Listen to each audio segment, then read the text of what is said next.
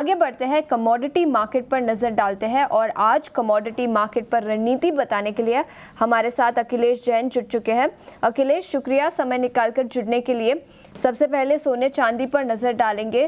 Record स्तर के से थोड़ी सी मुनाफा वसूली दिखी है, लेकिन क्या रणनीति बनानी चाहिए? जियोपॉलिटिकल कंसर्न्स हैं, अमेरिका में इलेक्शंस है, तो कौन सी रणनीति बनानी चाहिए और कौन से लेवल्स पर अब हमें नजर रखनी चाहिए? Good morning and thank you very much for having me. देखिए, पॉलिटिकल काफ़ी ज़्यादा टर्बुलेंस देखने को मिल सकता है इस वीक। जैसे हम देख भी रहे हैं कि यूएस प्रेसिडेंशियल इलेक्शन है, एज वेल एज यहाँ पे एफओएमसी का मीटिंग भी रहेगा। Apart from that important datas भी हैं इस वीक में। तो मुझे लगता है कि दोनों ही कॉन्टेक्स्ट के अंदर जो ट्रेड है काफ़ी वॉलेटाइल रहना चाहिए। हालांकि यहाँ पर एक कंडीशनल बाइंग कर सकते हैं। सोने का जो ओवरऑल स्ट्रक्चर है वो अभी भी पॉजिटिव लगता है, $2760 के ऊपर जब तक भाव बने हुए हैं। तो मुझे लगता है यहाँ पर एमसीएक्स प्राइजेस 78,250 के आसपास मिलते हैं, तो वहाँ पर एक बार कंडीशनल बाइंग बना सकते हैं 78,075 के स्टॉप लॉस से। प्राइजेस मुझे लगता है कि अगर in case any pull back मिलता है तो 78,900 से लेकर 79,000 तक हम भाव वापस से देख सकते हैं गोल्ड के अंदर। हालांकि सिल्वर ड्यू टू मेटल्स मुझे लगता है कि अभी अंडर परफॉर्म रहेगा और यहाँ पर बिकवाली की ही रिकमेंडेशन रहेगी। अगेन यहाँ पे कंडीशनल सेलिंग ही करनी है। 93,900 के नीचे प्राइजेस जाते हैं तो 94,300 का इसमें स्टॉप लॉस प्लेस करें। ग्रेजुअली भाव 93,200 से लेकर 97,750 तक रेंज में रहना चाहिए। स्टॉप लॉस का खास ध्यान रखें बिकॉज वॉलेटिलिटी रह सकती है काफी। बिल्कुल, तो काफ़ी वॉलेटिलिटी रह सकती है और ये रणनीति आपके लिए सोने और चांदी पर, लेकिन इसके अलावा बेस मेटल्स पर आपकी क्या राय रहेगी?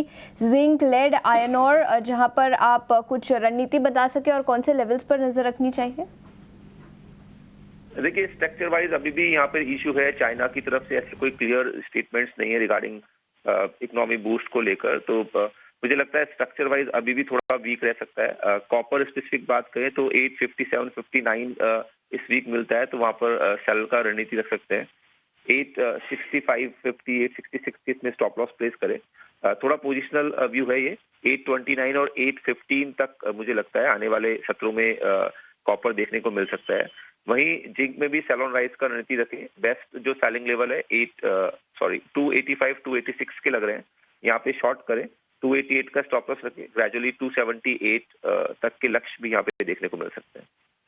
बिल्कुल, तो ये रणनीति जिंक और कॉपर पर, लेकिन इसके अलावा ब्रेंट क्रूड पर अपनी राय दीजिए। ओपेक प्लस का आउटकम आया था जिसके चलते काफ़ी वॉलेटिलिटी यहाँ पर भी दिखी है और अब कच्चे तेल के दाम $75 पर बैरल के आसपास पहुंच चुके हैं। ब्रेंट क्रूड और नेचुरल गैस दोनों पर अपनी राय दीजिए। ब्रेंट क्रूड का स्ट्रक्चर देखें तो ये वो नियर रेजिस्टेंस लेवल्स के आसपास काम कर रहा है। नामेक्स क्रूड की बात करें स्पेसिफिकली तो मुझे लगता है $72 again a very stiff resistance for WTI। Output के रिजल्ट्स आए थे बट कहीं ना कहीं डिमांड को लेकर अभी मुझे लगता है कंसर्न है और प्रेसिडेंशियल इलेक्शंस के अंदर ट्रम्प कहीं पे विन रहते हैं जैसा पोस्ट बता भी रहे हैं, तो देयर इज अ पॉसिबिलिटी कि यहाँ पर वापस से एक बार प्रॉफिट बुकिंग देखने को मिले।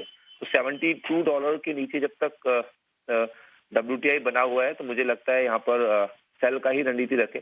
M6 स्पेसिफिक लेवल की बात करेंगे तो 6,000 के नीचे भाव जाते हैं तो यहाँ पर सेल कर सकते हैं 6,030 के स्टॉप लॉस से। 5850 का लक्ष्य रहेगा। वहीं नेचुरल गैस में रनिंग मार्केट के अंदर आप जस्ट अ मोमेंट, यहाँ पे 233 के स्टॉप लॉस से आप बाय कर सकते हैं 241 के लक्ष्यों के लिए। तो 233 के ऊपर जब तक भाव बने हुए हैं यहाँ पर बाय ऑन डिप्स की रणनीति दे सकते हैं फॉर इंट्राडे पर्पस। जी बिल्कुल, तो ये रणनीति क्रूड ऑयल और नेचुरल गैस पर। अखिलेश, शुक्रिया समय निकालकर अब हमारे साथ जुड़ने के लिए और कमोडिटी मार्केट पर रणनीति बताने के लिए।